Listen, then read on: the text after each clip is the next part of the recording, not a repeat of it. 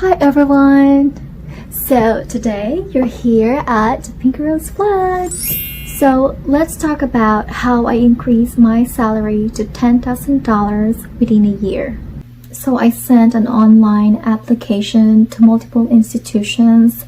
I probably sent 15 applications to a huge hospital system, to nursing homes, and to community hospitals.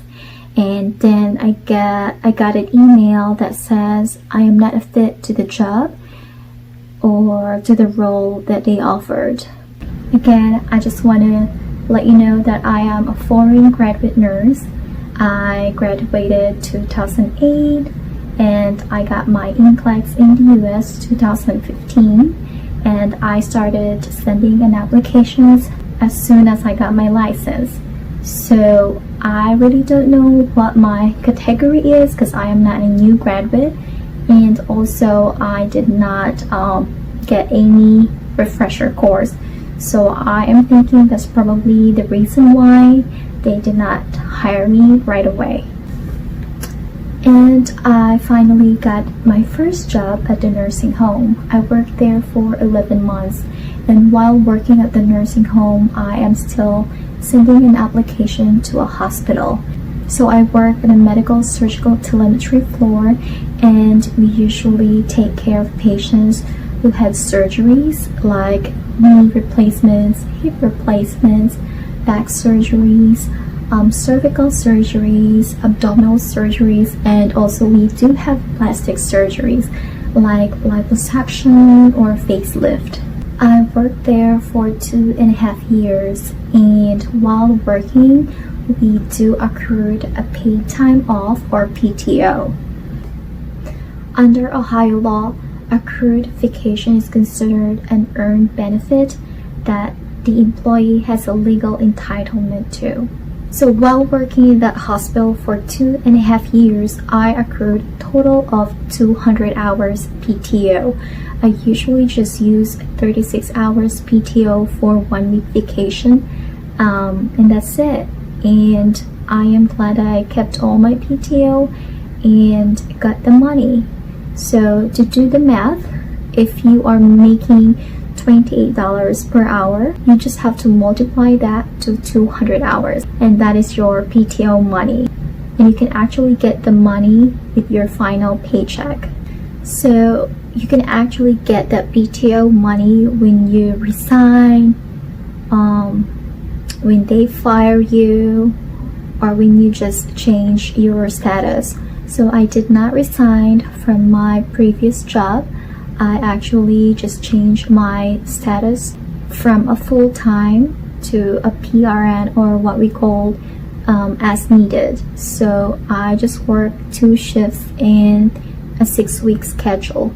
So that's it for the first tip, which is a PTO. If you collected 200 hours of PTO and your hourly salary is $28, that means you got a money off, and you don't need to quit the job. You don't need to get fired. All you need is to change your status and you still get the money. And while keeping my previous job as a PRN nurse, I got this job at the same unit, which is a medical surgical floor, to a different hospital system. At first, I wasn't looking for a job. I was just checking what are the available jobs online, and I found this sign-on bonus. Tip number 2. So I mentioned about sign-on bonus. When I got this new job at a medical surgical floor, they offered a sign-on bonus, and I was so excited about it, but I really don't know how it works. And during the interview process, they explained that I am gonna get half after my 90 days. They have to check my performance, of course, and then the other half they will give it to me after a year. And also it depends on your performance. There are specialties that offered higher bonuses, such as emergency department, ICU. So if you have a 2-year experience in emergency department or ICU, then you will probably get that sign-on bonus. I've seen $8,000 for ER nurse, $10,000 for ICU nurse, and I saw $20,000, and that's in Florida. So I am not sure if that is a travel nurse offer. All you have to do is just check online and see what are the sign-on bonuses they offered. So we did mention tip number 1, which is PTO, tip number 2, which is sign-on bonus, and I still have tip number 3, which is your incentives and benefits. So we know that PTO, you already got like $5,000, and then your sign-on bonus, you already got $6,000, so that's like 11 plus. But of course you have to pay taxes, and after taxes you're probably gonna get 10,000. So let's talk about the tip number 3, which is your incentives and benefits. It really depends with your institution if they offered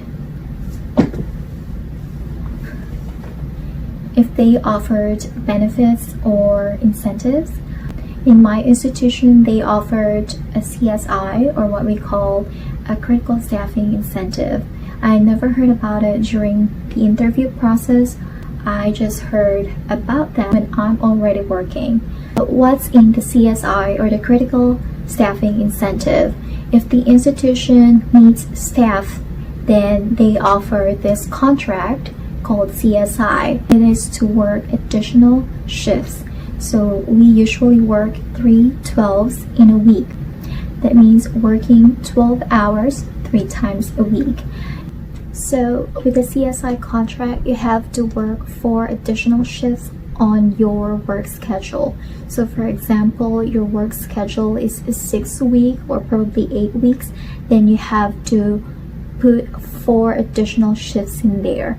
And it's not bad because per hour is $55. So usually when you work 4 shifts, that means 600 times 4. So the CSI is not a guarantee. Just like now during the pandemic, they don't offer CSI because it's too expensive. They still need staff, but there's no CSI, and also there's no gap pay. So a gap pay is another incentive or a bonus. When they need a staff, they offer that to get the staff to work.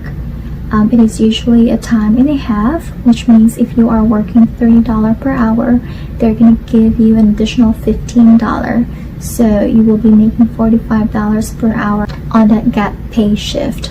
And talking about incentives, we do have a weekend pay, holiday pay, and also night shift differential. So night shift differential, I work nights. I've been working nights for 5 years. We do have additional $2.50. So if you're making $30 plus $2.50, that means you will be making $32.50 per hour. And then the weekend pay, like if you work Saturday, Sunday, they have additional $5 per hour. Talking about holiday pay, we know that nurses work during holiday, Christmas, New Year, 4th of July, Thanksgiving. We are mandated to work 3 holidays in a year. And the good thing is if they have a holiday pay. There are institutions that don't offer holiday pay, and it sucks, but I'm just so glad that my institution offered a holiday pay, which is a time and a half. So again, it's same thing with the gap pay. So if you are making $30, they will give you an additional $15. That is a total of $45 per hour, and that is your holiday pay. So that's it, everyone. I'm hoping that you learned from my experience, and I did not plan to do it. Nobody taught me how to do it. I just did it. And I hope that you will be successful in your journey. I know that being a first-time nurse, you will be like, oh, this pay is not good, but once you have an experience, you try to find a greener pasture, and yeah, there is a greener pasture. Don't forget to like and subscribe, and also watch my previous videos related to nursing. I am gonna drop the link down below about how I become a registered nurse here in the US as a foreign graduate nurse. So hope to see you next time. Bye.